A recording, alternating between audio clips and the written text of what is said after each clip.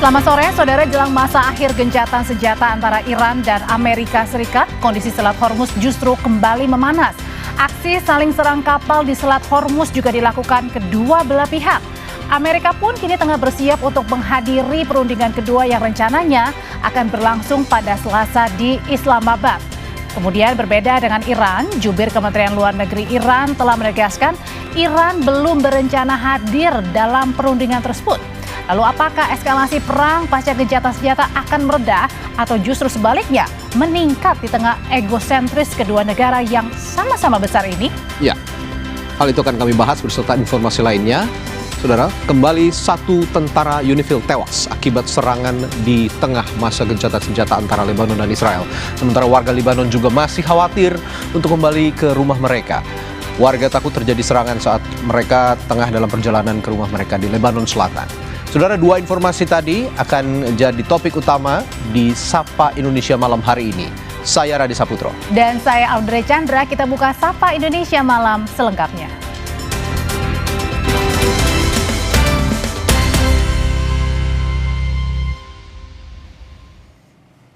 Saudara, marinir Amerika Serikat menyerang dan menyita kapal kargo berbendera Iran Tosca setelah mengklaim kapal tersebut mengabaikan peringatan Amerika saat menerobos blokade di Selat Hormuz.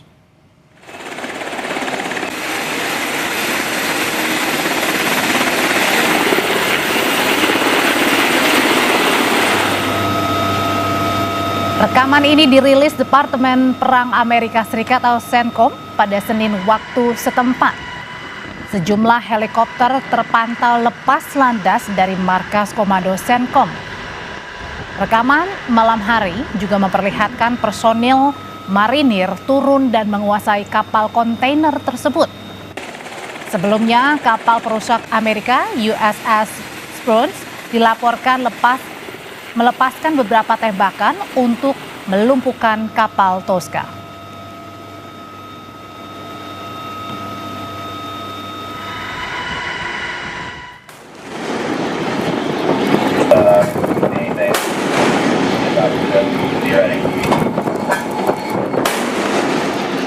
Kapal perusak Amerika Serikat dilaporkan melepaskan tembakan dan menyita sebuah kapal kargo berbendera Iran di Teluk Oman. Kapal berbendera Iran itu diduga mencoba menghindari blokade laut yang tengah diterapkan Amerika Serikat. Kapal Iran bernama Tosca disebut-sebut mengabaikan perintah peringatan untuk segera menghentikan lajunya. Komando Pusat AS CENTCOM menjelaskan Tosca tengah berupaya berlayar menuju pelabuhan Bandar Abbas di Iran.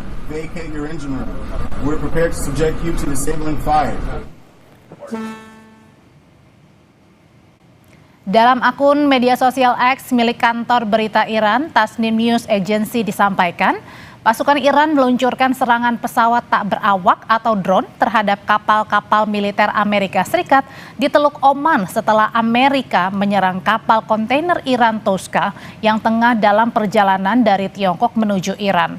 Ini merupakan respons Iran atas penembakan dan penyitaan kapal Iran oleh Amerika Serikat.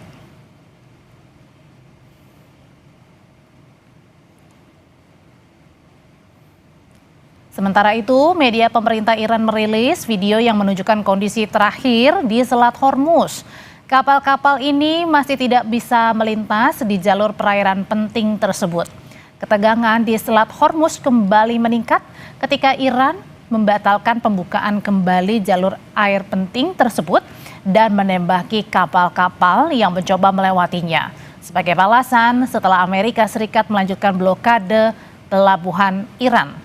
Komando Militer Gabungan Iran menegaskan pengendalian Selat Hormuz masih di bawah wewenang dan kendali ketat Angkatan Bersenjata Iran.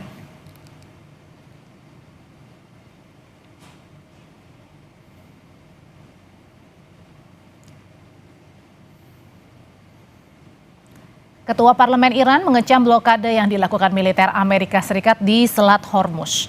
Ia menggambarkannya sebagai keputusan yang ceroboh dan tidak bijaksana. Menurutnya masyarakat internasional menggunakan perairan tersebut demi kepentingan ekonomi. Namun AS justru datang membuat ulah dengan memblokir kapal-kapal yang keluar dan masuk pelabuhan Iran. سه روز آمدن محاصره کردن. محاصره یعنی چی؟ یعنی همه بیان برن ایران نره. عجب تصمیم ناشیانه و نادانی و احمقی. خب اگر اینجا تنگه هست ما هستیم و همه اونهایی که از اینجا میخوان برن همه برن ما نریم، مگه یه امکان پذیره؟ این هم اشتباه رو اشتباه. Saudara, Hizbullah merilis rekaman baru pada hari Minggu waktu setempat yang mendokumentasikan operasi drone dan rudal yang menargetkan posisi Israel.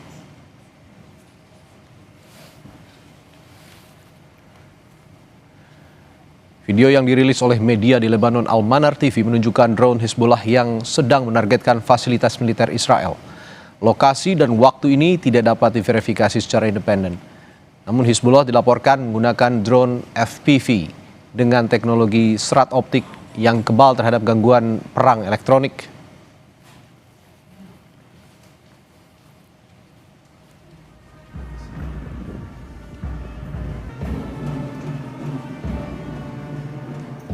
Sementara itu, jenazah seorang pasukan penjaga perdamaian Prancis yang tewas di Lebanon Selatan dipulangkan ke negaranya hari Minggu waktu setempat.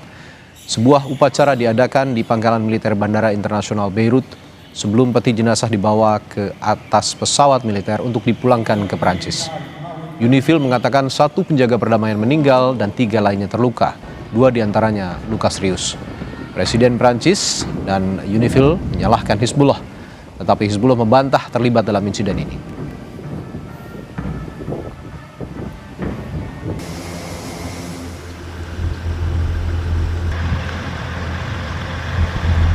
Pasukan UNIFIL bersama Angkatan Darat Lebanon bergerak di wilayah selatan antara Marjayun dan Al-Hayam.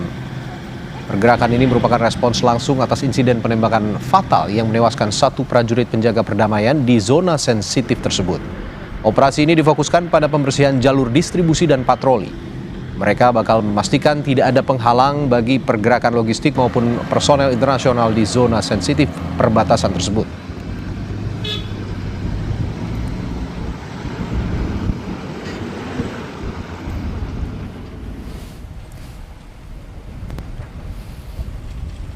Tim penyelamat terus mencari korban dan penyintas yang terkubur di bawah reruntuhan selama 4 hari berturut-turut setelah serangan udara Israel di Tyre, Lebanon.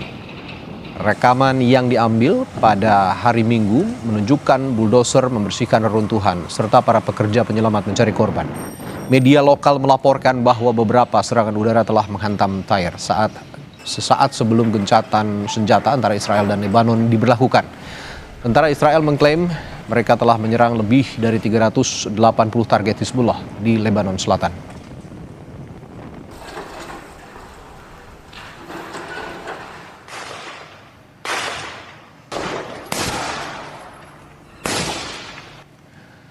Menteri Pertahanan Israel menegaskan militer telah diinstruksikan untuk menggunakan kekuatan penuh di Lebanon meski ada kesepakatan gencatan senjata antara Israel-Lebanon.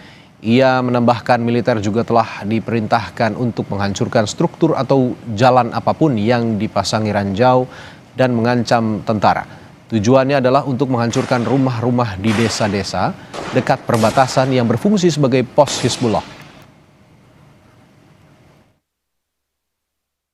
כאשר צה"ל ערוך באזור הביטחון בלבנון עד לקו הנ"ט בעומק של עד 10 קילומטרים מקו הים במערב ועד למבואות החרמון במזרח.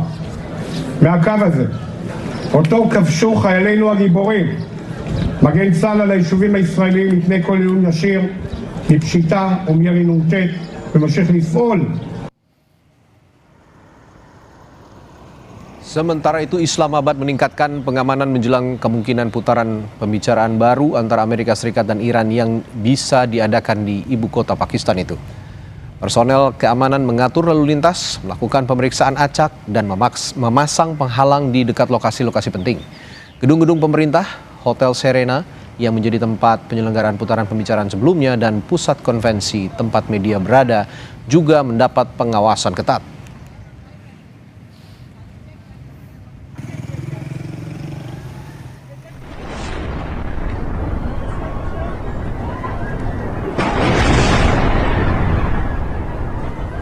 Sementara itu, Iran kembali menyuarakan tuntutan agar Amerika Serikat dan Israel membayar denda ganti rugi atas perang yang dilancarkan terhadap Iran. Ketua Mahkamah Agung Iran menginstruksikan Jaksa Agung Iran, Wakil Menteri Urusan Internasional, Sekretaris Hak Asasi Manusia dan Kepala Pusat Pengacara, serta penasihat lembaga peradilan untuk mengambil semua langkah yang diperlukan untuk menjamin hak-hak rakyat Iran yang jadi korban serangan Amerika Serikat dan juga Israel. استیفای حق مردم چه در داخل کشور چه در خارج از کشور باید نهایت تلاش داشته باشیم. دادستان محترم کل کشور، معاون محترم امور بین الملل و دبیر حقوق بشر و همچنین رئیس مرکز وکلا و کارشناسان. Jelang akhir masa gencatan senjata antara Amerika Serikat dan Iran, ketegangan di Selat Hormuz justru semakin memanas. Akankah eskalasi perang pasca gencatan senjata akan berkurang atau malah sebaliknya justru meningkat? Selengkapnya kami bahas di Sapa Indonesia Malam.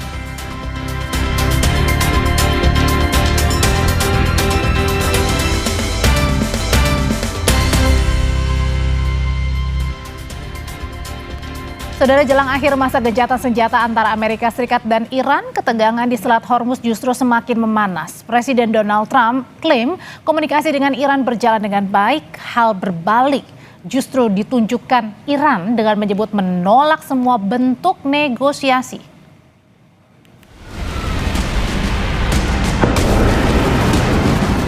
Presiden Donald Trump mengklaim komunikasi dengan Iran berjalan baik meski Trump sempat menyebut pihak Teheran bersikap agak lancang. Trump merujuk pada perubahan sikap atau taktik Iran yang dianggap mencari celah dalam negosiasi. Trump mengklaim kesepakatan besar sudah sangat dekat. We'll be talking about Iran later. We have very good conversations going on. It's working out very well. They got a little cute as they have been doing for 47 years. Nobody ever took them on. We took them on. They have no Navy. They have no Air Force. They have no leaders. They have no nothing. Actually, their leaders are, it is regime change. You call that enforced regime change. But we're talking to them. They wanted to close up the strait again, you know, as they've been doing for years. Sementara hal berbeda justru disampaikan pihak Iran. Iran menolak keras segala bentuk negosiasi dengan Amerika Serikat di penghujung masa gencatan senjata antara keduanya. Stasiun penyiaran pemerintah IRIB yang mengutip pernyataan sejumlah pejabat Iran pada Minggu waktu setempat menyebut saat ini tidak ada rencana untuk berpartisipasi dalam putaran pembicaraan Iran-Amerika berikutnya. Melalui akun media sosial X, juru bicara Markas Pusat Khatam Al-Anbiya, Ibrahim Zulfagari menyatakan, Iran secara resmi menolak semua negosiasi dengan Amerika Serikat. Perjanjian damai kini dibatalkan. Selat Hormuz ditutup sepenuhnya kembali. Pemerintah Iran juga membantah klaim Presiden Trump yang menyebut Teheran setuju menyerahkan cadangan uranium ke Amerika Serikat. Iran menegaskan opsi pemindahan uranium ke Amerika Serikat tidak pernah dibahas dalam negosiasi yang berlangsung di Islamabad. I can tell you that no enriched material is going to be shipped to United States. This is non-starter, and I can assure you that while we are ready to address any concerns that we do have, we are not going to accept things that they are non-starter. We are trying to secure a lasting peace, and lasting peace should be based on international law. United States cannot make Iran an exception in international law. We as a sovereign state are entitled to rights embedded in international regulations. Wakil Presiden Amerika Serikat J.D. Vance yang memimpin perundingan sebelumnya juga dikabarkan tidak akan ikut dalam perundingan putaran kedua. Amerika Serikat dikabarkan juga akan mengutus Steve Witkoff dan Jared Kushner dalam pembicaraan di Islamabad pada Selasa waktu setempat.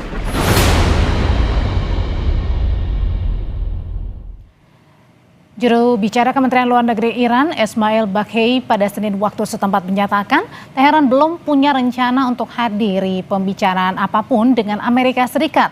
Hingga sekarang Iran juga belum membuat kesepakatan terkait dengan rencana perundingan putaran kedua di akhir masa gencatan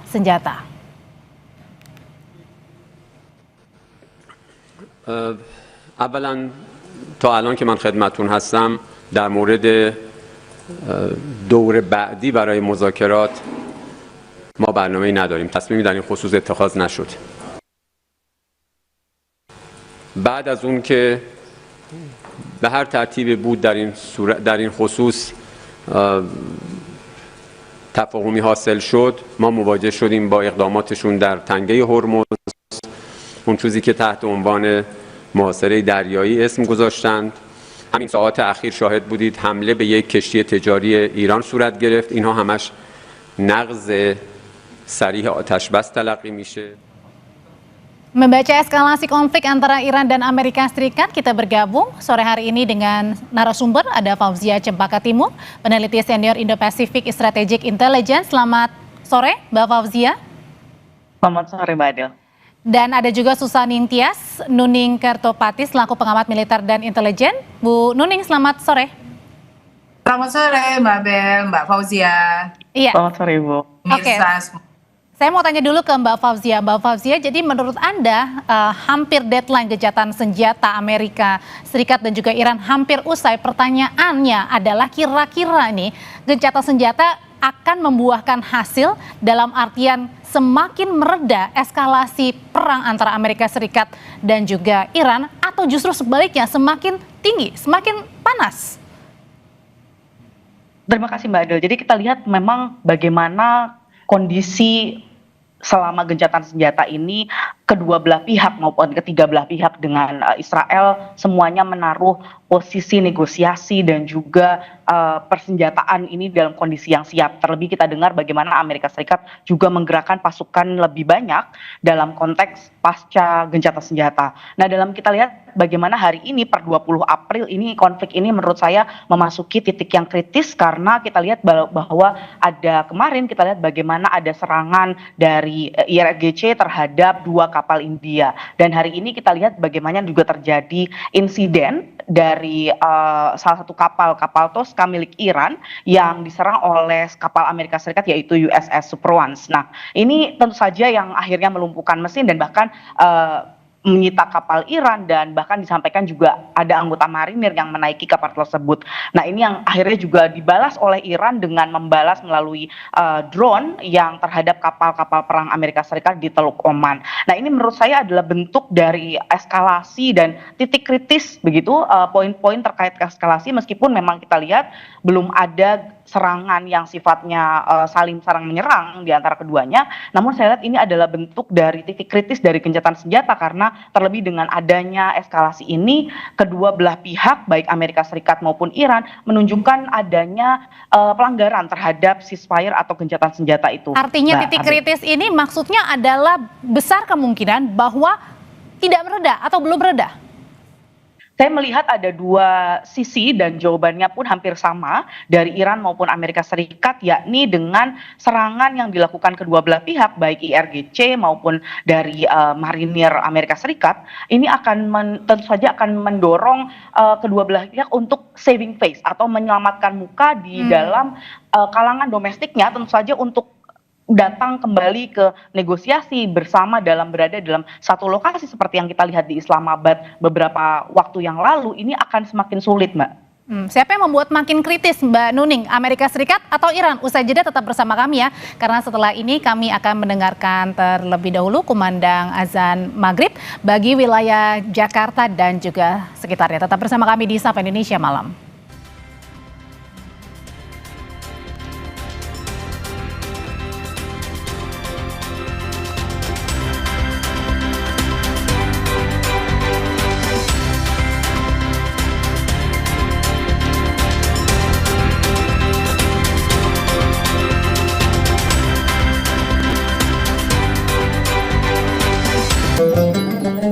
Kami lanjutkan perbincangan malam hari ini di Sapa Indonesia Malam. Kembali lagi pertanyaan saya, Bu Nuning. Tadi kan Mbak Fauzia bilang nampaknya ini kedua negara sama-sama lagi menyelamatkan muka gitu ya. Pertanyaan selanjutnya adalah ketika gencatan senjata deadline-nya akan berakhir, kalau nampaknya rasa-rasanya tidak akan membuahkan hasil yang positif, pertanyaannya siapa pihak yang membuat gencatan senjata ini tidak membuahkan hasil? Bu Nuning. Ya, kalau menurut pandangan saya, ini yang namanya gencatan senjata bisa dijadikan sebuah drama di geopolitik di kawasan ya. Jadi ini bisa saja keduanya memang begitu. Kita jangan lupa loh. Kalau Erving Goffman mengatakan bahwa ada panggung depan, panggung tengah, panggung belakang, kenapa kita harus berpikir bahwa oh ini karena Amerika, oh ini karena Iran begitu. Yang sebenarnya yang harus kita pikirkan ini adalah apa sih yang ada di balik itu semua. Kita kan nggak pernah tahu kedua pemimpin itu saling berkomunikasi, di mana jauh dari jangkauan kita. Jadi kita itu harus berpikir bahwa yang namanya gencatan senjata ini tentu tujuannya adalah untuk membuat kawasan itu terus on point dan terus pada perhatian kepada perang ini. Apapun yang terjadi, termasuk juga dengan proksi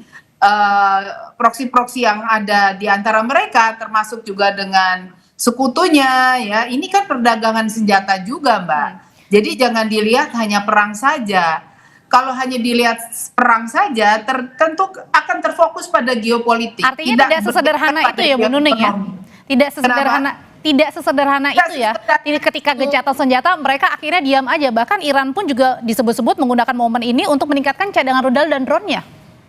Bukan kalau di sini kalau kita lihat secara utuh, bukan hanya pihak Iran atau Amerika saja, di situ ada Rusia, ada Cina yang ingin menjadi bagian-bagian memetakan citra di mata dunia, di mata kawasan, sehingga mereka itu akan memenangkan pertarungan perang kognitif, perang informasi. Jadi ini kan perang hybrid, Mbak. Perang hybrid tidak melulu perang alutsista konvensional. Tadi yang disebut oleh Mbak Fauzia itu kan alutsistanya. Tetapi sekarang kita harus berpikir di dalam perang alutsista itu apakah ada pesan dan ada peran juga di situ yang sedang dimainkan. Jadi kita tidak serta-merta hanya melihat bahwa ini adu misil ya, adu roket atau juga drone ya, yang tentunya itu masing-masing pihak sudah punya. Dan jangan percaya deh kalau mereka sudah kehabisan misil. Ada yang bilang bahwa ini Amerika sudah terengah-engah. Mana ada di dunia ini negara mengaku kekuatan misilnya, alutsistanya. Pasti ada yang mereka bungkus untuk tidak diketahui oleh masyarakat dunia, Mbak. Begitu. Berarti artinya Bu Nuning, saya potong dulu. Berarti artinya ketika pun Trump berbicara bahwa oke, saya sudah bernegosiasi dengan baik dengan Iran, sebaliknya Iran juga menolak untuk berunding ya, apalagi pada saat nanti perundingan kedua rencananya juga tidak akan hadir untuk menolak begitu untuk hadir. Nah, berarti artinya ini juga bisa disebut-sebut sebagai strategi masing-masing negara yang kita juga balik lagi belum tahu nih yang mana yang benar, yang mana kemudian tidak benar untuk berucapnya, karena sama-sama tadi menyelamatkan muka nih sekarang. Jadi begini, boleh saya jelaskan sebentar ya. Jadi ini kalau misalnya kita lihat Iran itu kan harus memerankan sebaik mungkin di mata sekutunya dan proksinya. Bahwa nih katakan Amerika dalam tanda kutip sudah seenaknya sendiri. Jadi kita juga nggak mau melakukan perundingan gitu, apapun whatsoever gitu. Kami Iran tidak mau melakukan perundingan. Tetapi kan di balik itu kita mana tahu bahwa Iran juga sudah mempersiapkan diplomasi yang untuk membela negaranya begitu. Sehingga dan juga Amerika kan Donald Trump mengatakan bahwa ini adalah pertarungan terakhir, akan menghancurkan semua alat-alat vital yang dimiliki oleh Iran seperti gardu listrik dan cyber dan lain sebagainya begitu. Nah, kita lihat sampai sejauh mana politik saling menghancurkan itu bisa terjadi, begitu Mbak. Kalau gitu Mbak Fauzia, kalau dilihat-lihat kalau kemarin pada saat negosiasi pertama antara Amerika sudah bertemu dengan Iran, yang menjembatani adalah Pakistan sebagai mediator, dan rencananya nanti dalam waktu dekat juga akan kembali berunding, ini juga tidak akan membuahkan hasil.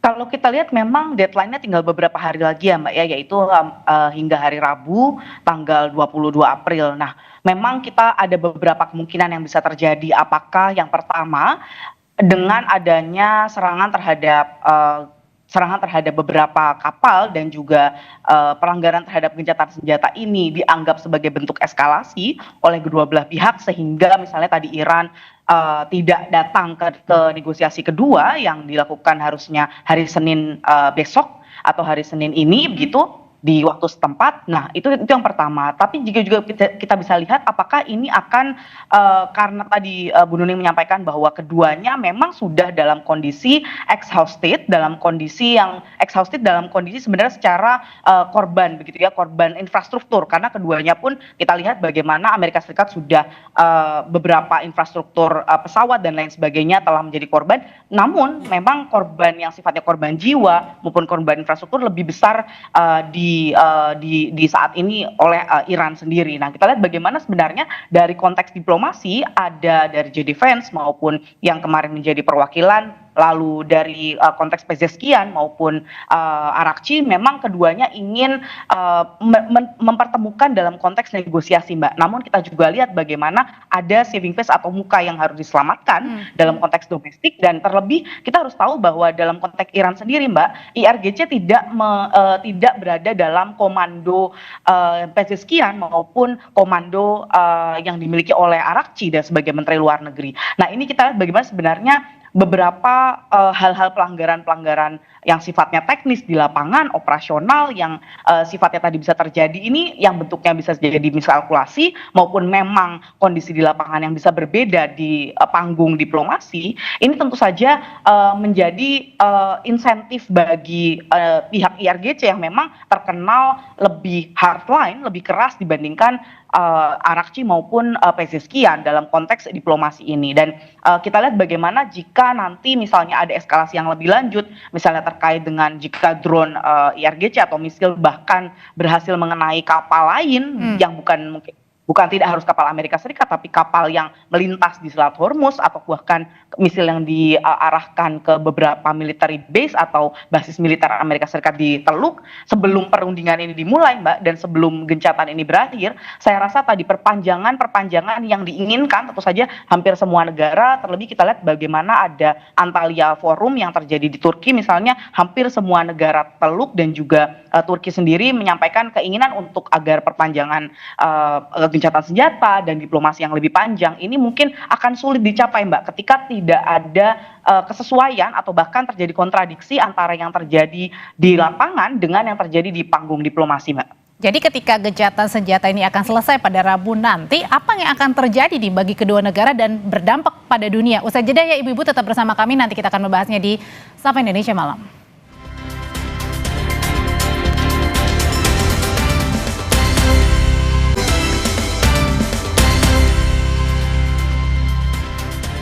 Bu Nuning, ketika ada kapal berbendera Iran yang ditembak Amerika Serikat kemudian disita, dan sebelumnya juga Selat Hormuz ini kan sempat dibuka kemudian ditutup kembali. Nah, pertanyaannya artinya ini merupakan sinyal-sinyal yang kemungkinan besar jangan-jangan mencapai deadlock, dan jadi bisa kemungkinan semakin memanaskah perang Iran AS? Kalau kita lihat memanas atau tidaknya itu tergantung bagaimana proses diplomasi yang dilaksanakan. Karena yang saya dengar sekarang ini tengah terjadi pembicaraan jalur belakang, yaitu pembicaraan yang tidak diliput oleh media, tidak dipertontonkan kepada dunia. Antara Amerika dan Iran ini. Tunggu sebentar, Mbak.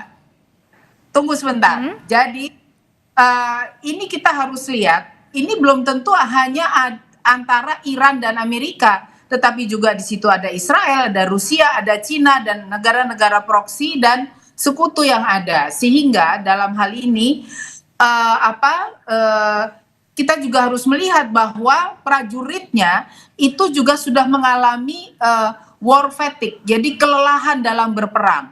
Itu yang suatu hal yang muncul di dalam perang ini gitu. Jadi dalam hal ini juga kita harus melihat bahwa baik itu Amerika maupun Iran mengatakan bahwa mereka sudah saling melanggar aturan yang ada dalam gencatan senjata. Nah, saya melihat adanya kekuatan-kekuatan yang bisa menyebabkan perang ini berakhir, tetapi juga bisa eskalasinya semakin tinggi. Karena apa? Eskalasi semakin tinggi itu apabila proses diplomasi itu gagal. Proses diplomasi itu justru yang kadangkala tidak terjadi di meja perundingan. Yang bisa dilihat oleh kita semua. Proses diplomasi itu ada di belakang, di mana itu dilakukan oleh para diplomat, dilakukan oleh para ekonom dan ahli perang, gitu. Oke. Kemudian kan juru bicara Kementerian Luar Negeri Iran menyatakan tidak akan hadir nih rencana. Ada hal yang saya tambahkan di sini, di mana utusan Trump itu sebenarnya harusnya G-Defense kembali ya. Tapi yang ada ini adalah Kushner. Kushner itu adalah menantunya yang sangat pro kepada Israel ya, dalam tanda kutip. Nah, itu yang juga membuat secara psikologis pihak Iran dan sekutunya itu dalam tanda kutip ngambek. Karena apa? Kenapa yang diutus itu bukan yang juga sudah dipercaya, yaitu G-Defense itu untuk melakukannya kembali begitu. Sehingga jangan melibatkan pihak yang pro kepada lawan begitu. Kalau begitu, kalau misalnya nanti G-Defense tidak memimpin jalannya perundingan yang akhirnya didelegasikan oleh orang lain, dan kemudian tadi kata Bu Nuning bilang Iran akhirnya ngambek dan menolak ya segala bentuk negosiasi, Mbak Fauzia. Kalau gitu what's next-nya setelah gencatan senjata berakhir? Tentu kita berharap bahwa ada least bad options, maksudnya adalah pilihan paling baik, tapi sebenarnya ini pilihan buruk gitu ya, yaitu adalah perpanjangan gencatan senjata, Mbak. Nah, sebenarnya ini yang paling memungkinkan saat ini, karena kita lihat bagaimana saat ini Amerika Serikat tidak menghadirkan J-Defense. Saya setuju, karena memang J-Defense ini salah satu yang membuat Arakci dan juga Galibaf mau hadir ke Islamabad beberapa waktu yang lalu pada pertemuan negosiasi yang pertama. Nah, ketika diputuskan J-Defense tidak akan hadir untuk negosiasi yang kedua di hari Senin waktu setempat, ini tentu saja ini akan membuat Iran tidak ingin, dan ini juga sudah disampaikan oleh Kementerian Luar Negerinya melalui juru bicaranya untuk tidak hadir pada putaran yang kedua di hari Senin ini. Nah, kita tahu memang masih ada 2 hari, dan tentu saya rasa Pakistan juga akan bekerja keras, karena saat ini bahkan Pakistan juga sedang mengusahakan bahwa akan ada aktor lain, dan kita dengar juga beberapa waktu yang lalu ketika sebelum terjadinya serangan dari IRGC terhadap kapal India maupun serangan balik dari marinir ke kapal Iran begitu, ini bahkan Trump mau hadir sendiri. Dalam konteks ini tentu saja sebenarnya kedua belah pihak sebenarnya ingin menemukan negosiasi, dan tentu kita berharap bahwa setidaknya kemungkinan skenario paling mungkin adalah perpanjangan gencatan senjata, Mbak. Dan beberapa laporan menyampaikan bahwa sebenarnya jika terjadi perpanjangan pun, inilah yang bagaimana kita bisa menemukan format yang lebih baik begitu. Karena memang tentu saja ketika yang dihadirkan hanya Witkoff dan Kushner, tentu saja ini ada perlawanan, terlebih garis-garis yang keras dari IRGC ini sangat tidak ingin hanya diwakili Amerika Serikat, hanya diwakili oleh kedua belah pihak tersebut, Mbak. Belum tahu, artinya teka-teki setelah gencatan senjata ini berakhir apa yang akan terjadi, apakah akan lanjut gencatan senjatanya menambah hari atau menambah waktu, atau apa yang terjadi, kita belum tahu. Tapi yang jelas juga dalam waktu dekat nanti Pakistan masih kembali menjadi mediator bagi kedua negara ya. Kita tunggu nanti ibu-ibu. Terima kasih untuk pandangannya Bu Susaning Tias dan juga Mbak Fauzia Cempaka. Selamat malam. Terima kasih, selamat malam. Tetap bersama kami saudara, setelah ini kami punya informasi dari Iran yang kembali menutup Selat Hormuz, sementara marinir Amerika Serikat mulai menyerang kapal kargo Iran di tengah gencatan senjata yang hampir berakhir. Kami punya ulasannya usai jeda di Sapa Indonesia Malam.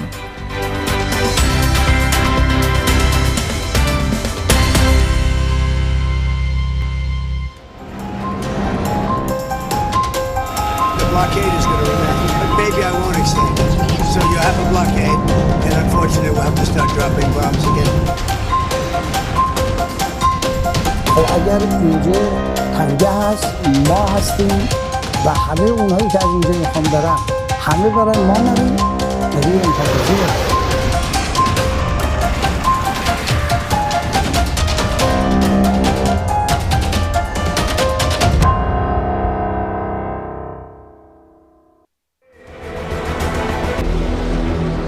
Ketegangan di Selat Hormuz meningkat setelah Iran kembali menutup perairan itu Sabtu lalu.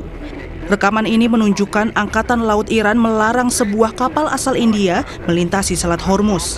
Sebelumnya Al Jazeera melaporkan 2 kapal komersil diserang saat berupaya melintasi jalur distribusi 20% pasokan minyak dunia tersebut.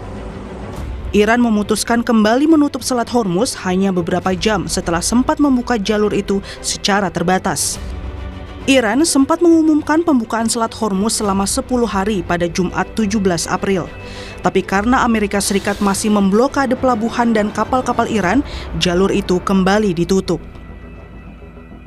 Kepala Komisi Keamanan Nasional Parlemen Iran, Ibrahim Azizi, menegaskan Komando Gabungan Militer Iran menyatakan kendali Selat Hormuz kembali di bawah pengelolaan dan pengawasan ketat Angkatan Bersenjata.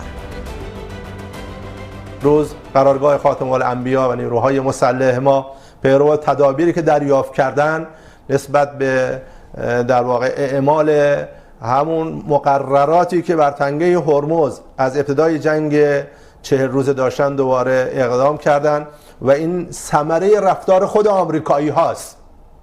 آمریکایی ها در واقع خودشون باعث میشن که این رفتارها رو شاهد باشه. کامل و هوشمندانه ایران اسلامی است، هر زمانی با مقتضیات خودش از این تنگه استفاده میکنه و آمریکایی‌ها باید بپذیرن که اینجا محل قلدری نیست.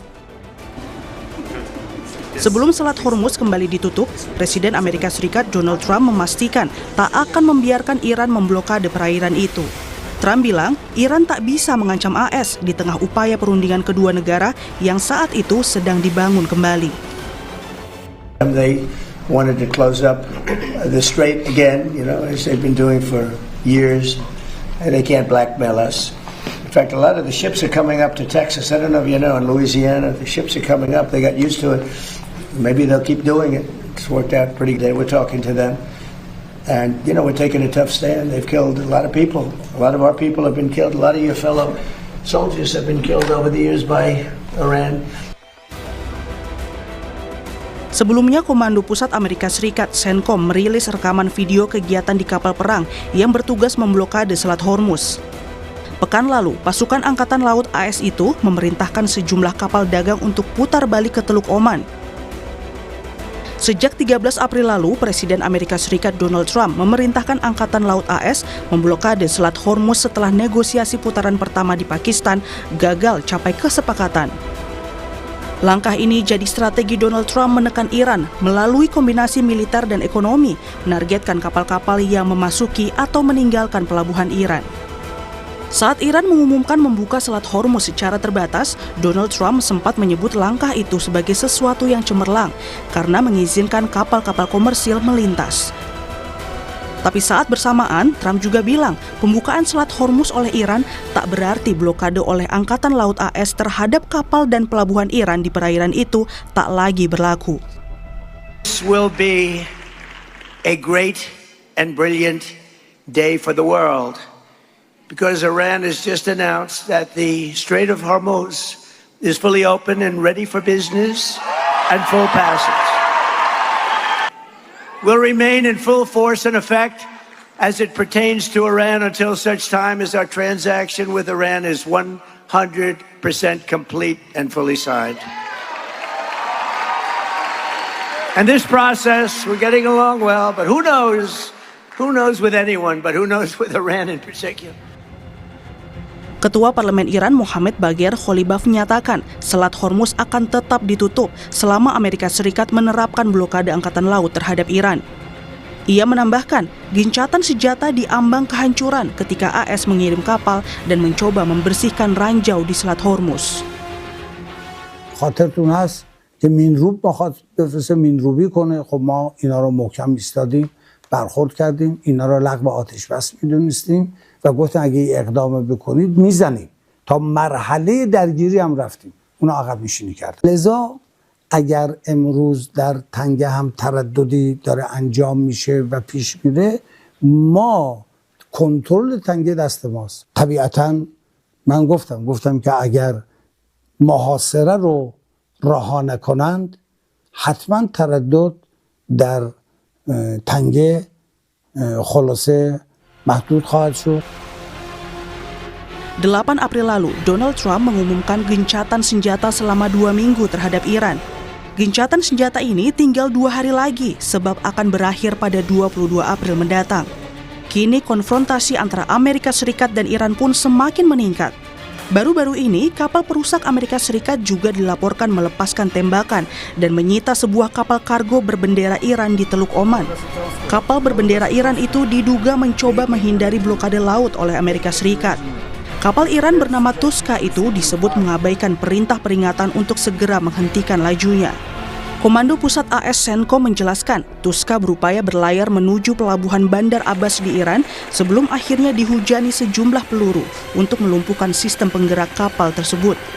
Pasca dilumpuhkan, Departemen Perang AS melalui platform media sosial X mengungkap sejumlah helikopter lepas landas dari kapal perusak USS Tripoli dan pasukan marinir mencegat dan merebut kapal kontainer tersebut. Menteri Energi Amerika Serikat Chris Wright mengatakan Trump menggunakan segala cara untuk mengakhiri konflik dengan Iran agar arus distribusi pasokan melewati Hormuz kembali normal. The president is using every way he can to get leverage over the regime to bring this conflict to an end. He's a creative negotiator. He uses pressure in different ways. He uses uncertainty in different ways. I think we'll have a nice end to this conflict and have the Middle East finally not have a constant terror, a constant risk over the regimes in the area, the economies in the area, and ultimately the flow of goods through the Straits of Hormuz. Merespon tindakan marinir AS membajak kapal kargo Iran, Presiden Iran Masoud Pezeshkian memastikan akan membalasnya sebagai tindakan pembelaan diri. ما دنبال گسترش جنگ نیستیم، اصلا ما دنبال جنگ نیستیم. ما آغازگر جنگ نبودیم. ما به جایی حمله نکردیم. الان هم قصد این که به کسی حمله کنیم نداریم. حقوقمون رو میخوام. اینا با قلدری میخوان حقوق یک ملتی رو، یک جامعه رو ندن. ما سلطنتیم. ما خودمون داریم دفاع میکنیم. اگه انسانی از خودش دفاع نکنه مرده است. مثل یک انسانی که اگر یه ضربه‌ای بهش وارد میشه عکس العملی نشون میده. اگر انسانی بهش ضربه بزنن و عکس العمل نشون نده یعنی مرده است. به ما حمله کردن، ما دفاع کردیم. Pakar Timur Tengah Universitas Pajajaran Dina Sulaiman menilai langkah Amerika Serikat yang bersikukuh memblokade Selat Hormuz membuat jalur itu semakin tertutup untuk mengembalikan arus distribusi pasokan dunia.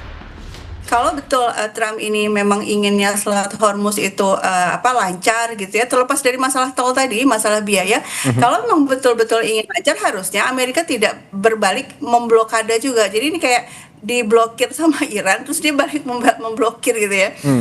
Justru malah situasi yang ditimbulkan setelah Trump itu memberikan mengancam memblokir Selat Hormuz, itu justru malah situasi tambah buruk gitu ya. Kalau betul yang diinginkan oleh Trump adalah kestabilan harga minyak tidak terus-menerus naik seperti ini dan lalu lintas lancar, ya sudah, jangan memblokir apa yang sudah aturan baru yang sudah dilakukan oleh Iran. Saya pikir seperti itu. Pengamat militer Center for Domestic and Diplomatic Engagement (CIDE) Anton Ali Abbas menilai Presiden AS Donald Trump sejak awal mengindikasikan niat mengakhiri konflik dengan Iran bukan dengan cara yang damai. Hal ini terlihat dari pengerahan pasukan AS dan kapal perangnya di tengah gencatan senjata dengan Iran. Ada potensi eskalasi yang akan membesar. Kenapa? Karena gejalanya itu justru terjadi penguatan militer ke kawasan, karena ada pasukan yang ditambah, lalu juga ada aset kapal yang ditambah gitu. Jadi dengan kata lain, ketika kita terjadi ada pergeseran kekuatan militer ke kawasan, bisa jadi memang paus ini digunakan oleh Trump untuk persiapan serangan darat mungkin gitu ya. Tentu saja itu yang kita sangat hindari. Tapi lagi-lagi kalau misalnya saya melihat gejalanya Trump cukup serius untuk kemudian melakukan pergeseran, karena itu kan sebenarnya adalah gestur, sebuah indikasi gitu. Jadi kalau memang Trump ingin berdamai, tentu saja dia tidak perlu repot-repot menggeser pasukan. Justru kan ini pergeseran pasukan cukup serius malah di jeda saat ini.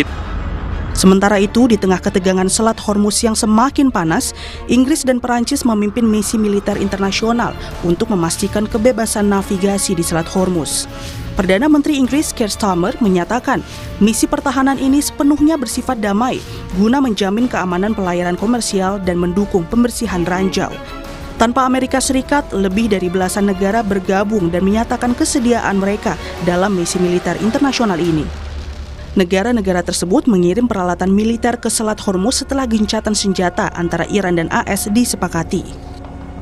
The mission that we're putting together is a defensive mission and that comes after a ceasefire. So that's why we brought the international group together to indicate how we will play our part. We agreed to accelerate our military planning. I can confirm that along with France, the UK will lead a multinational mission to protect freedom of navigation as soon as conditions allow. Kini Iran telah tegas menolak berunding untuk kedua kalinya dengan Amerika Serikat. Akankah Amerika Serikat, Israel, dan Iran kembali saling serang ketika gencatan senjata usai? Kompetisi sepak bola usia dini Elite Pro Academy U20 diwarnai kericuhan. Ada nama ex atau mantan pemain timnas Indonesia di Piala Dunia U17 yang terseret. Informasinya di Sapa Indonesia Malam, tetap bersama kami.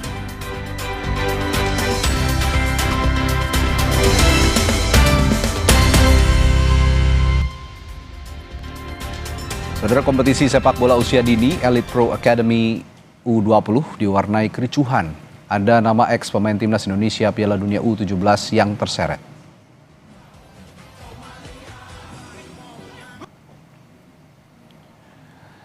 Peristiwa itu terjadi dalam laga Dewa United dan Bayangkara FC di Stadion Citarum, Semarang, Jawa Tengah kemarin. Pertandingan ini dimenangkan oleh Dewa United U20 dengan skor 2-1. Selepas laga, terjadi kericuhan di lapangan. Pemain Bayangkara FC melakukan tendangan kungfu ke arah pemain Dewa United. Tendangan dilakukan Fadli Alberto yang merupakan pemain timnas U20.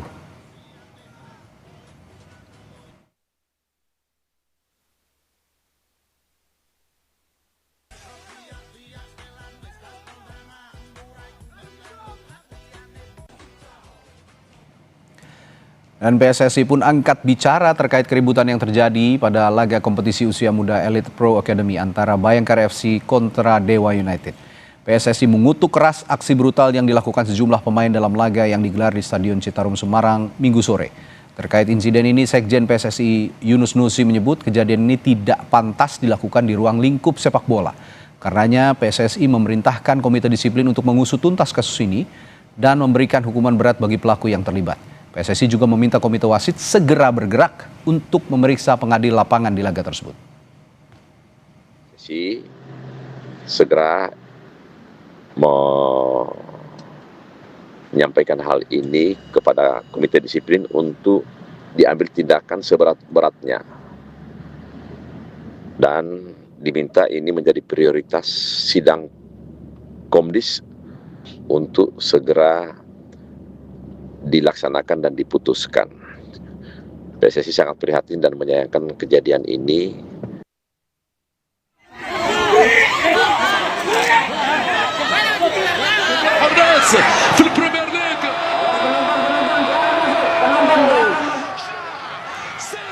Sementara itu di tempat lain, supporter, pemain, serta panitia pelaksana turnamen sepak bola di Kabupaten Sumeneb, Jawa Timur terlibat dalam bentrokan saat pertandingan berlangsung. Polisi dan TNI yang berada di lokasi pun berusaha langsung turun tangan untuk melerai. Dugaan sementara bentrok terjadi karena dipicu ketidakpuasan terhadap keputusan wasit hingga memicu emosi pemain dan supporter. Menurut PSSI Sumeneb, turnamen resmi Sapudi Cup di Kecamatan Gayam, Sumeneb ini terjadi pada Selasa 14 April 2026 kemarin. Dan melalui Komisi Disiplin sudah mengeluarkan sanksi terhadap pemain dari masing-masing klub yang terlibat, termasuk penyelenggara turnamen yang dinilai turut bertanggung jawab atas insiden ini. Sanksi terhadap pemain yang terlibat pemukulan kami pastikan itu ada masing-masing klub, itu ada pemain yang terlibat kita sanksi, dan juga kepada klubnya yang terlibat juga itu yang waktu bertanding, serta kami melakukan sanksi terhadap panpelnya, jadi panpel Spudi United itu. Peristiwa lainnya, saudara, kebakaran terjadi di Gedung D Direktorat Bina Pemerintah Desa Kementerian Dalam Negeri di Jalan Pasar Minggu Raya, Jakarta Selatan, Senin siang. 19 unit mobil pemadam diterjunkan ke lokasi.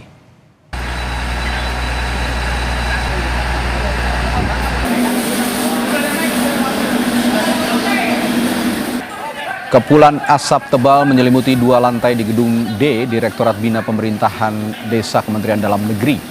Petugas melakukan titik api dengan memecah kaca lantai 2 gedung.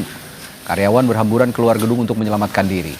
Belum diketahui penyebab kebakaran ini, namun diduga api berasal dari lantai 1.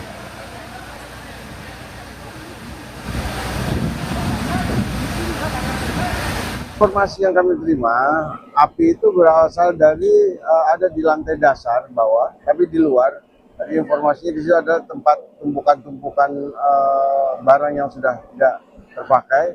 Nah, sumber api informasinya dari situ.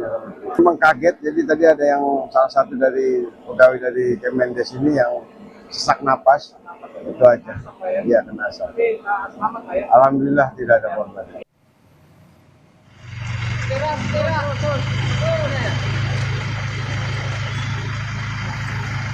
Visual yang Anda saksikan ini adalah mobil warga yang terjebak banjir arus Kali Pesanggerahan di Cinere, Depok, Jawa Barat.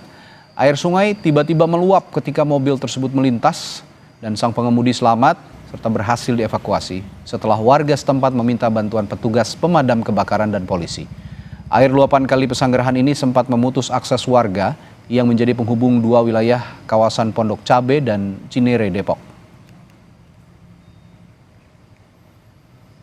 Dia turun. Oh, dia maksa turun atau? Akhirnya nggak bisa. Oh, sempat kerendam dia berarti ya? Sempat kerendam. Tapi supirnya selamat? Selamat, dibantu sama warga. Taruh ke atas. Ya. Emang sering banjir di sini, Bang? Ya, kalau lagi hujan sih banjir emang. Kalau hujan turut-turut hujan gede, emang biasa banjir. Oh. Langganan. Langganan ya. Beralih ke sorotan lain, warga di Desa Batu Bulan, Kangin, Kabupaten Gianyar, Bali ditemukan meninggal di dalam kamar indekos. Korban diketahui berusia 35 tahun, asal Kabupaten Buleleng dan tinggal seorang diri. Penemuan jenazah korban diketahui oleh adiknya yang sebelumnya curiga karena korban tidak bisa dihubungi selama berhari-hari. Petugas kepolisian bersama tim medis yang tiba di lokasi langsung melakukan olah tempat kejadian perkara dan hasil sementara diduga korban telah meninggal dunia sejak 3 hari lalu. Penyebab kematian masih dalam penyelidikan polisi.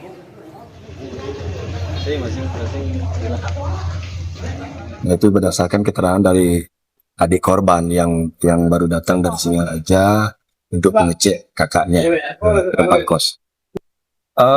Kondisi jenazah menurut keterangan medis sudah mulai tahap pembusukan lah, karena sudah diperkirakan dari tiga hari yang lalu sudah meninggal. Saudara, kesorotan lainnya, Presiden ke-7 Joko Widodo memberikan jawaban atas pernyataan Wakil Presiden ke-10 dan 12 Yusuf Kala soal perannya dalam karir politik Jokowi. Merespons pernyataan JK, Jokowi bilang dirinya bukan siapa-siapa dan hanya orang kampung. Jawaban disampaikan Jokowi setelah JK menyebut punya peran membawa Jokowi ke Jakarta hingga Jokowi terpilih menjadi presiden.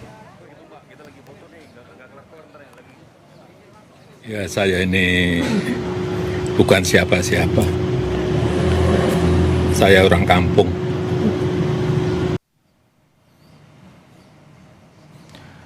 Sebelumnya, Saudara, Wakil Presiden ke-10 dan 12 Yusuf Kala mengaku punya peran besar dalam karir politik Presiden ke-7 Joko Widodo.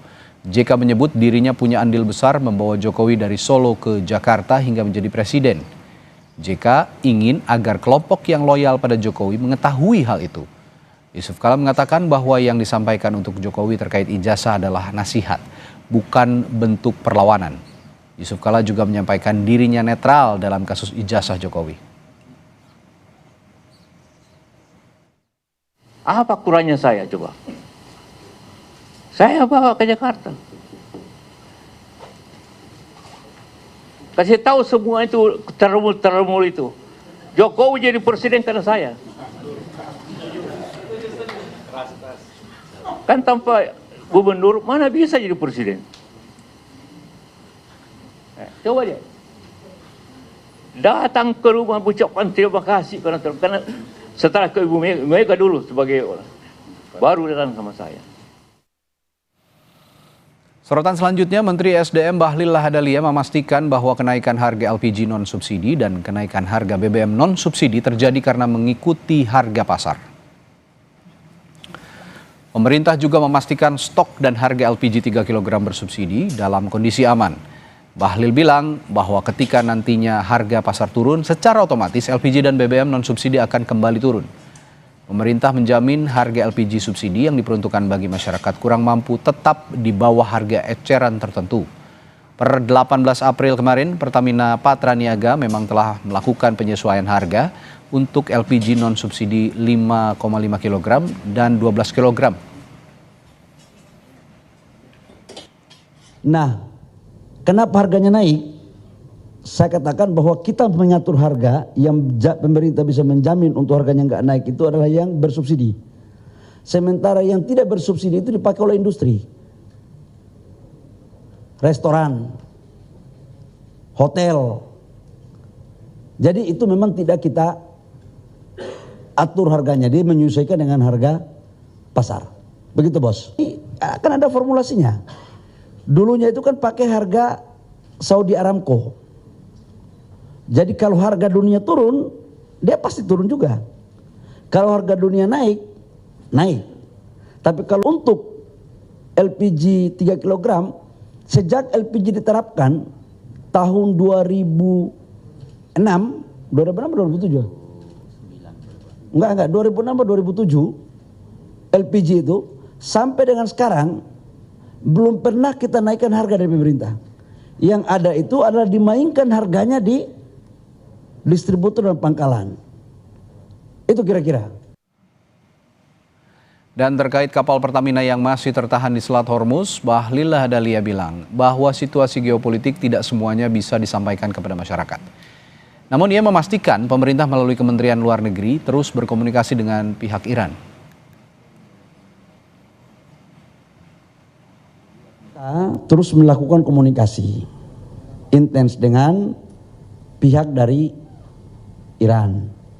Kolaborasi SDM dengan Kemenlu itu juga kita lakukan terus. Doain ya, karena tidak semuanya harus kita sampaikan kepada publik. Ini bicara geopolitik dalam kondisi kayak begini, ya boleh kita terbuka tapi jangan terlalu banyak terbuka lah, nanti malu juga kita ya.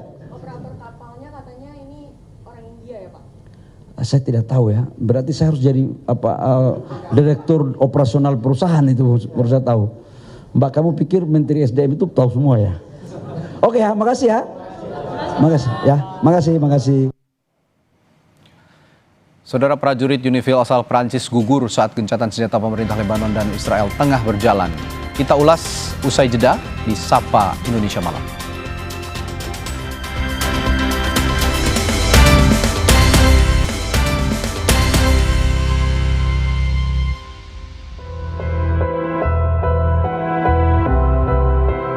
Jenazah anggota pasukan perdamaian PBB di Lebanon asal Perancis, Sersan Florian Montorio, minggu kemarin dipulangkan dari Beirut ke Perancis. Upacara militer digelar sebelum peti jenazah dibawa ke pesawat. Presiden Perancis Emmanuel Macron menyebut kelompok Hizbullah bertanggung jawab dalam insiden ini. Di akun media sosialnya, Macron menulis, Sersan Mayor Florian Montorio dari Resimen Insinyur Parasut ke-17 di Montauban tewas di Lebanon Selatan dalam serangan terhadap Unifil. Semua indikasi menunjukkan Hizbullah bertanggung jawab atas serangan ini. Namun pihak Hizbullah membantah terlibat dalam serangan terhadap personel Unifil tersebut. Prajurit Unifil tersebut gugur saat gencatan senjata antara pemerintah Lebanon dan Israel telah disepakati. Sementara Menteri Pertahanan Israel Katz menegaskan tentara Israel atau IDF akan terus beroperasi dengan kekuatan penuh di Lebanon Selatan meskipun gencatan senjata sedang berlangsung. וממשיך לפעול כדי לסכל איומים ותשתיות טרור בשטח. ראש הממשלה בנימין נתניהו ואני הנחינו את צה"ל לפעול בכל העוצמה, גם מהיבשה וגם מהאוויר וגם במהלך הפסקת האש, כדי להגן על חיילינו בלבנון מפני כל איום. Hizbullah mengkritik isi perjanjian gencatan senjata pemerintah Lebanon dan Israel. Pemimpin Hizbullah, Naim Qasim, menyebut perjanjian tersebut tidak adil karena memberikan Israel hak untuk mengambil semua tindakan yang diperlukan untuk membela diri kapan saja selama masa gencatan senjata. Qasim mengatakan gencatan senjata harus mencakup penghentian total semua permusuhan dan Hizbullah akan menanggapi pelanggaran jika terjadi serangan. قرأنا منشورا صادرا عن وزارة الخارجية الأمريكية عنوانه اتفاق وقف إطلاق النار بين لبنان وإسرائيل نيسان 2026 صدر بعد سريان وقف إطلاق النار، وهو لا يعني شيئا على المستوى العملي، ولكنه إهانة لبلدنا ووطننا لبنان أن تملي نصه أمريكا وتتحدث باسم الحكومة اللبنانية، حيث ورد في مطلع البيان: وافقت حكومة إسرائيل وحكومة لبنان على نص البيان التالي. والكل يعلم بأن حكومة لبنان لم تجتمع ولم تصدر الموافقة على هذا البيان. Kesepakatan gencatan senjata pemerintah Lebanon dan Israel diteken di Washington Rabu lalu. Gencatan senjata selama 10 hari berlaku sejak hari Jumat 17 April.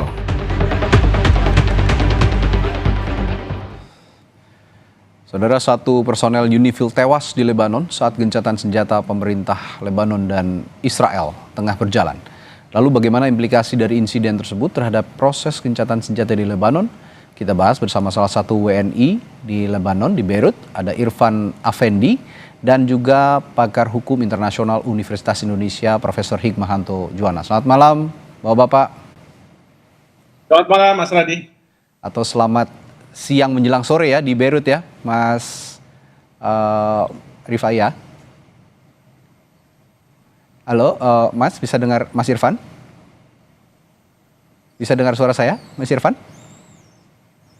Oh ya, baik. Sepertinya ada kendala sedikit komunikasi dengan Mas Irfan. Saya ke Prof. Hik dulu kalau begitu. Prof. Hik, melihat kondisi seperti ini yang di saat gencatan senjata, namun ada dikabarkan satu personel UNIFIL kembali meninggal saat tugas.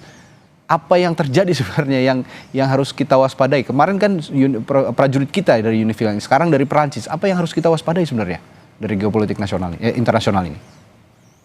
Ya, yang pasti adalah kalau yang ini sama seperti dua prajurit kita yang gugur ya, itu karena tanda kutip ada ranjau yang dalam menjalankan operasi itu meledak gitu ya. Yang saya paham, maka Presiden Macron walaupun belum ada investigasi yang konklusif, hasil konklusif, sudah mengatakan bahwa yang bertanggung jawab adalah Hezbollah, meskipun Hezbollah mengatakan bahwa mereka tidak bertanggung jawab. Ya, karena ini kaitannya dengan ranjau mungkin yang ada, dan ranjau itu biasanya akan ditanam oleh pihak Hezbollah, maka dikatakan seperti itu. Tapi dalam satu perang kayak begini memang harus dilakukan investigasi secara menyeluruh dulu, baru bisa ditentukan siapa yang akan bertanggung jawab, gitu ya. Karena biasanya ada yang namanya false flag gitu ya, jadi ada tuduhan yang sebenarnya tidak seperti itu. Jadi disinilah pentingnya adanya investigasi, dan investigasi terhadap para prajurit kita ini masih belum konklusif karena ada hasilnya yang masih sementara tapi belum konklusif untuk menentukan siapa yang bersalah, seperti itu. Oke, sebelum kita lanjutkan tentang bagaimana hukum internasional saat proses gencatan senjata diberlakukan, saya akan tanya dulu ke Mas Irfan. Saya sapa kembali Mas Irfan. Halo Mas Irfan. Halo, selamat siang dari Lebanon. Ya, baik. Anda sekarang posisi berada di Beirut ya, Mas Irfan ya? Iya, betul. Saya ingin tanyakan, dan juga pemirsa Kompas TV juga ingin tahu mungkin ya, Beirut dengan titik tempat paling berkecamuknya konflik di Lebanon ini seberapa jauh jaraknya? Kalau untuk akses ke sana itu misalnya dengan mobil ya kita sekitar 60 sampai 70 kilometer. Jadi sekitar 60 menit sampai 90 menit untuk bisa sampai ke sana. Oke, Itu kalau misalkan dengan jalan yang apa normal ya kan. Tapi kan kita tahu jalannya sudah nggak apa normal lagi karena sudah banyak jalan yang dihancurkan untuk akses ke sana. Ya, itu tepatnya berarti titiknya ada di Lebanon Selatan ya, Mas Irfan ya? Ya, betul. Ya. Nah, betul. itu dari Lebanon Selatan ketika itu berkecamuk, saya sempat dengar informasi ada juga riak-riak di Beirut. Apakah betul seperti itu? Kondisinya bagaimana saat ini yang terbaru? Ya, kalau untuk kondisi di Beirut sendiri semenjak adanya ceasefire ini ya, alhamdulillah ya kita udah nggak ada lagi serangan-serangan karena kan sebelum adanya ceasefire ini serangan itu kan ada di Lebanon Selatan, kemudian ada di selatan kota Beirut, kemudian yang di hari Rabu yang tanggal 8 itu di pusat kota Beirut, kemudian ada di Lebanon Timur. Kemudian untuk setelah adanya ceasefire ini serangan dari pasukan Zionis. Jadi mereka hanya fokus di perbatasan Lebanon yang sekarang desa-desa yang sudah mereka buat sebagai zona kuning, yaitu zona-zona yang mau mereka ratakan semuanya. Oke. Nah, kalau begitu dampak secara umum ya yang dirasakan oleh warga Lebanon setelah gencatan senjata ini berarti mengarah ke hal yang positif atau masih ada yang harus diwaspadai oleh warga Lebanon, termasuk WNI di sana? Kalau untuk adanya ceasefire ini ya kita melihatnya bahwa kan ceasefire ini tidak melibatkan dari Hizbullah sendiri kan ya. Dan kemudian ceasefire ini adalah ceasefire yang dibuat oleh Trump di tengah-tengah masa diskusi yang dimulai dari otoritas Lebanon dan otoritas Zionis sendiri. Nah, kemudian dibuatlah ceasefire ini yang dimulai hari Jumat. Kemudian kita lihat apakah ada perubahan setelah adanya ceasefire ini, tapi yang kita lihat, yang kita rasakan sebagai masyarakat yang tinggal di Beirut, itu seperti tidak ada perubahan. Maksudnya mereka masih menyerang setiap hari di daerah selatan. Memang mungkin kalau di Beirut tidak ada serangan, tapi setelah adanya ceasefire kemarin 2 hari itu drone nggak ada di atas kita. Tapi sudah mulai hari ini mereka sudah mulai menyebar drone lagi di atas kota Beirut, kemudian di kota-kota yang lain. Oke, artinya ya suasana mencekam masih bisa dirasakan sebenarnya ya di Beirut sendiri ya? Kalau mencekam dikatakan mencekam tidak. Cuman kondisinya tidak normal seperti tidak biasa. Normal. Oke. Nah, saya ke Prof. lagi. Prof. begini, tadi kan gencatan senjata ini dilakukan kesepakatan antara Israel dengan Lebanon, tapi di sisi lain yang disasar oleh Israel ini kan bukan Lebanon secara keseluruhan, bukan pemerintah ataupun negara Lebanon secara keseluruhan, melainkan komunitas politik Hezbollah yang ada di sebagian besar di Lebanon Selatan. Nah, secara perspektif hukum internasional, bagaimana Anda mendudukan perkara ini? Ya, memang Hezbollah bukan pihak yang melakukan perundingan dan menyepakati adanya gencatan senjata ini. Namun Trump sudah mengatakan bahwa dia sangat berharap bahwa Hezbollah itu akan mengikuti gencatan senjata antara Lebanon dengan pihak Israel. Walaupun dari pihak Hezbollah mengatakan bahwa ya kita akan mengikuti sepanjang tidak ada serangan ke Lebanon, ya terutama Lebanon Selatan, karena dari pihak Israel yang diinginkan tidak hanya menyerang Hezbollah yang di awal itu memang Hezbollah yang melakukan serangan ke Israel, tetapi yang diinginkan oleh Israel adalah menganeksasi Lebanon Selatan sebagai wilayah dari Israel untuk yang disebut sebagai Israel Raya, seperti itu. Oke, nah itu kan secara hukum internasional begitu ya, Pak Profik. Tapi UNIFIL juga menyebut serangan ini deliberate dan berasal dari kelompok bersenjata non-negara. Lalu bagaimana implikasi hukumnya terhadap mandat UNIFIL itu sendiri dan perlindungan pasukan perdamaian PBB? Ya, sekali lagi saya tidak tahu apa yang terjadi di lapangan ya, karena ini sekali lagi masih dalam proses penyelidikan. Memang kalau dari berbagai berita, pasukan ini sedang melakukan operasi penghilangan atau mencari bahan-bahan peledak dan kemudian pasukan ini terkena bahan peledak yang kemudian atau dia diserang juga. Saya juga kurang tahu persisnya ya, dia diserang oleh pasukan yang disebut sebagai non-aktor.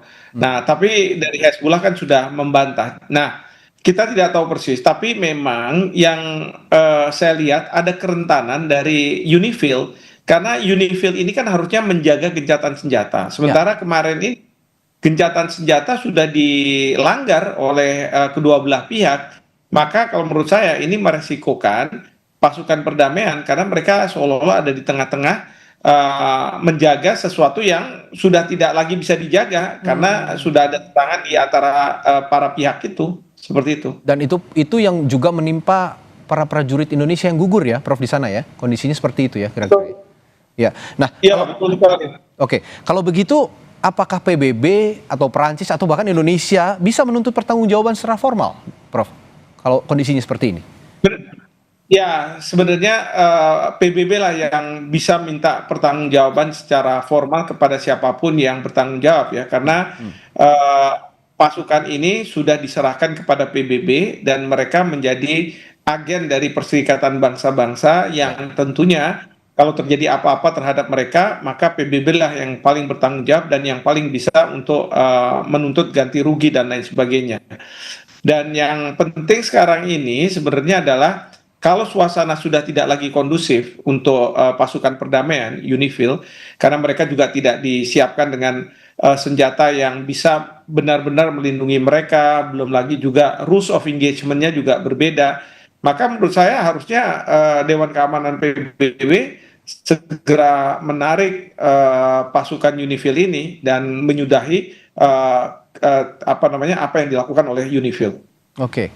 Oke, baik. Saya ke Mas Irfan kembali. Tadi kan Mas Irfan menjelaskan kondisi terakhir di Beirut saat ini bagaimana. Yang ingin saya tanyakan juga, mungkin Mas Irfan juga punya informasi. Apakah warga di selatan Lebanon ini juga sudah kembali ke rumahnya? Mengingat ada lagi perubahan suasana lah ya, boleh dibilang setelah gencatan senjata ada insiden UNIFIL yang baru saja menimpa prajurit Prancis, Mas Irfan. Jadi begini, jadi setelah adanya ceasefire kemarin yang diumumkan oleh Trump, itu masyarakat yang kemarin memang sudah meninggalkan Lebanon Selatan sejak awal eskalasi, itu mulai kembali lagi ke Lebanon Selatan. Cuma setelah 1 hari dari pihak Zionis maupun Hezbollah kan mereka tetap melanjutkan serangan itu di daerah selatan. Nah, dari itulah masyarakat yang kemarin pas sudah sampai ke selatan, mereka menemukan kondisi ini kita masih belum bisa kembali ke selatan. Karena itu yang kemarin di hari Jumat setelah mereka mengarah ke selatan di hari Sabtu dan Minggunya, mereka mulai lagi mengarah ini ke daerah utara, ke Beirut, ke Saida, ke kota-kota yang ada di utara untuk kembali lagi. Setelah mereka menemukan ternyata kondisinya tidak seperti ceasefire. Maksudnya di sana masih ada serangan, masih ada bom yang ditanam di jalan seperti itu. Iya, ini juga yang kondisi yang juga harus diwaspadai oleh WNI sepertinya. Meskipun tadi dikatakan agak jauh ya, jaraknya 60 sampai 90 menit dari Beirut. Tapi ingin saya juga tanyakan sebagai warga negara Indonesia yang tinggal di Lebanon, bagaimana kondisi para WNI di sana, aktivitasnya bagaimana? Saya akan tanyakan hal itu nanti ke Mas Irfan setelah jeda di Sapa Indonesia Malam. Tetaplah bersama kami.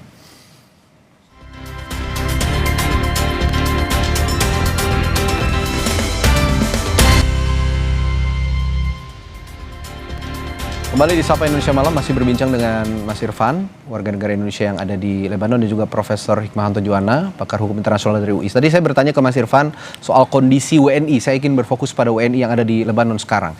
Nah, sebagai WNI yang tinggal di Lebanon, bagaimana kondisi para WNI di sana? Kira-kira masih ada berapa jumlah WNI yang bertahan di Lebanon dengan kondisi seperti ini sekarang, Mas Irfan? Untuk kondisi dari WNI sendiri yang saya tahu, untuk WNI di Lebanon sendiri itu mungkin tidak lebih dari 100 ya kan, karena semenjak evakuasi di tahun 2024 itu mayoritas WNI memang sudah dipulangkan. Dan ada yang kembali setelah itu mungkin tidak lebih dari 100 untuk sekarang. Dan untuk kondisi WNI yang ada di Lebanon sekarang, alhamdulillah semuanya aman. memang ada 1-2 orang yang mereka tinggal di Lebanon Selatan di kota Nabatiyeh, tapi sekarang mereka, informasi terakhir yang saya dapatkan, mereka sudah mendapatkan shelter di KBRI Beirut.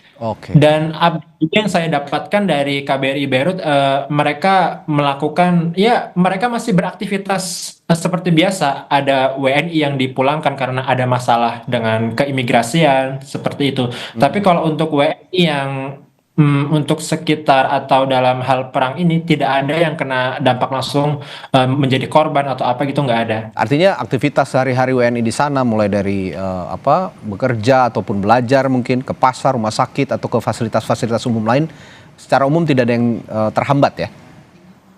Sampai sekarang tidak ada, semuanya berjalan seperti biasa. Baik, saya ke Prof Hik lagi. Prof, bagaimana dampak insiden UNIFIL kemarin yang menimpa prajurit Perancis ini terhadap proses gencatan senjata 10 hari yang sedang berlangsung? Nah, apakah ini berisiko membuat gencatan senjata runtuh atau justru bisa membuat momentum Lebanon, Israel, dan mediator seperti Amerika Serikat lagi untuk memperkuat mekanisme pengawasan kira-kira? Ya, sementara ini gencatan senjata tidak runtuh ya, walaupun tadi kita juga mendengar dari Mas Irfan dan juga yang berita-berita yang saya lihat begitu ya, bahwa posisi pihak Israel itu masih tetap di Lebanon Selatan dan mereka tadi juga sudah disampaikan bersiap melakukan operasi. Mungkin juga ada serangan-serangan kecil yang dilakukan. Nah, sementara kalau UNIFIL kelihatannya masih menjalankan tugasnya, memastikan bahwa tidak ada misalnya ranjau dan lain sebagainya itu, tetapi tentu resikonya sekarang lebih tinggi. Tapi sekali lagi, gencatan senjata yang sudah dinyatakan itu sudah mulai berlaku.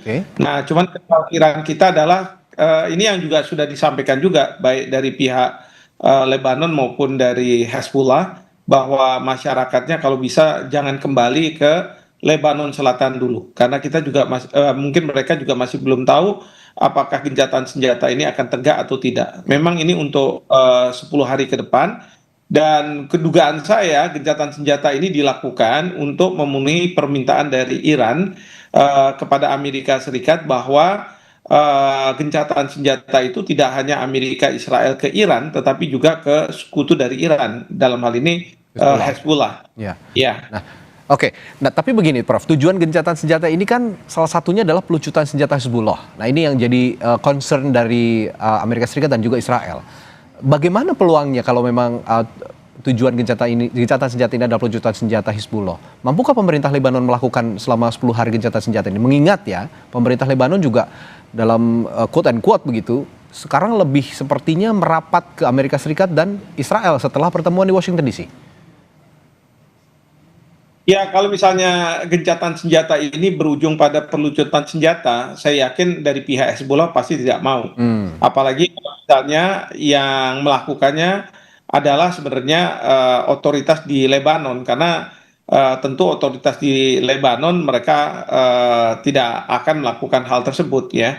Tapi ini biasanya prasyarat yang dilakukan oleh Israel. Sama ketika Hamas diminta untuk di Gaza itu terjadi perdamaian, Israel minta bahwa Hamas harus dilucuti senjatanya. Sebagai non-state actor itu harus dilucuti senjatanya.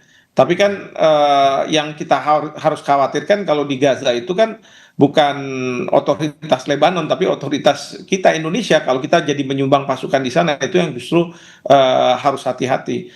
Nah, jadi ini yang selalu menjadi prasyarat bagi Israel kalau misalnya ada gencatan senjata yang permanen. Kalau sekarang ini kan memang 10 hari. 10 hari ini sebenarnya memberikan ruang sebenarnya untuk Amerika Serikat berunding dengan pihak Iran, kalau dalam pandangan saya ya, supaya kondusif, tidak ada serangan-serangan dari Israel ke Lebanon gitu ya, karena ini menjadi prasyarat bagi Iran. Meskipun sekarang Iran mengatakan bahwa dia tidak akan hadir di dalam perundingan yang akan dilakukan di Pakistan. Oke. Masih berkaitan dengan politik internasional pemerintahan Lebanon, Mas Irfan, kalau warga Lebanon sendiri, Lebanon citizen yang ada di Lebanon, ini memandang pemerintahan Lebanon saat ini, posisi politiknya bagaimana? Apakah tonnya negatif atau justru didukung oleh warganya di sana?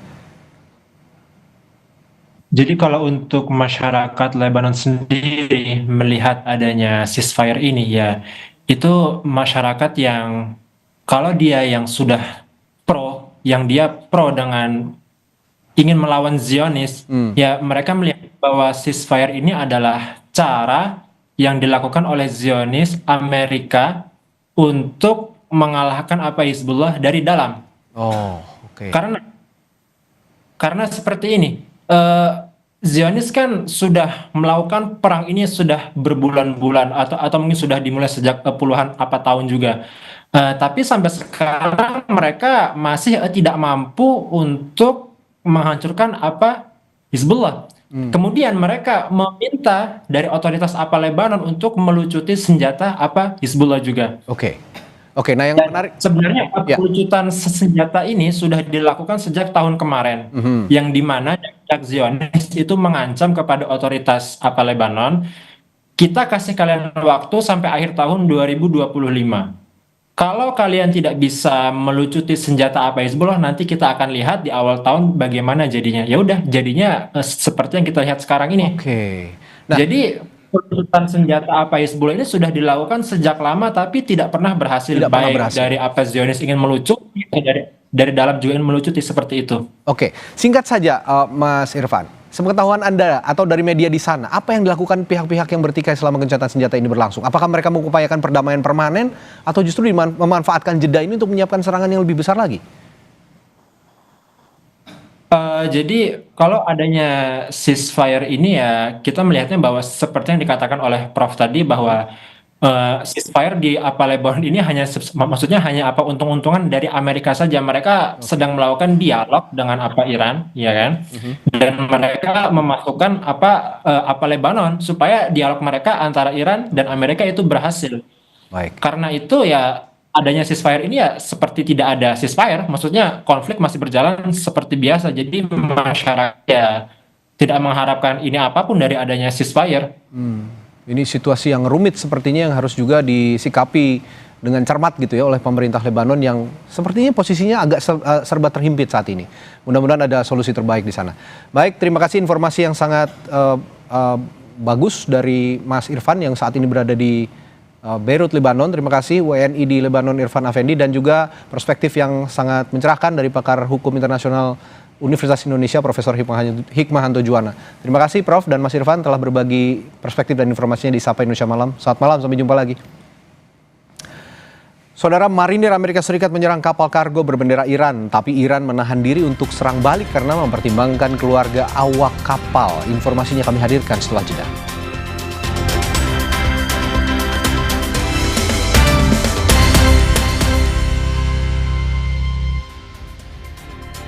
Saudara, marinir Amerika Serikat menyerang dan menyita kapal kargo berbendera Iran Tosca setelah mengklaim kapal tersebut mengabaikan peringatan Amerika saat menerobos blokade di Selat Hormuz.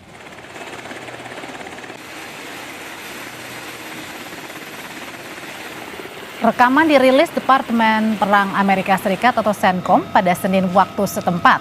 Sejumlah helikopter terpantau lepas landas dari markas komando CENTCOM. Rekaman malam hari juga memperlihatkan personil marinir turun dan menguasai kapal kontainer.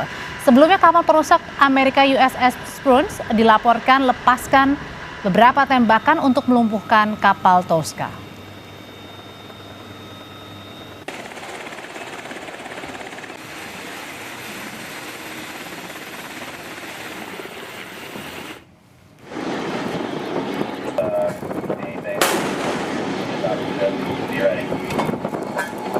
Kapal perusak Amerika Serikat dilaporkan melepaskan tembakan dan menyita sebuah kapal kargo berbendera Iran di Teluk Oman. Kapal berbendera Iran diduga mencoba menghindari blokade laut yang tengah diterapkan Amerika Serikat. Kapal Iran bernama Tosca disebut mengabaikan perintah peringatan untuk segera menghentikan lajunya. Komando Pusat AS CENTCOM menjelaskan Tosca tengah berupaya berlayar menuju pelabuhan Bandara Abbas di Iran.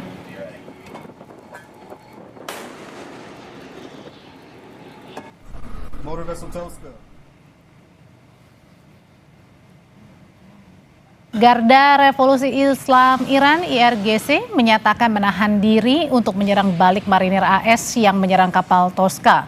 Melalui media Islamic Republic of Iran, IRIB, IRGC, saudara, mempertimbangkan keselamatan awak kapal Tosca serta anggota keluarga mereka di dalamnya. Iran tegaskan akan merespons tegas marinir Amerika setelah memastikan keselamatan awak kapal Tosca.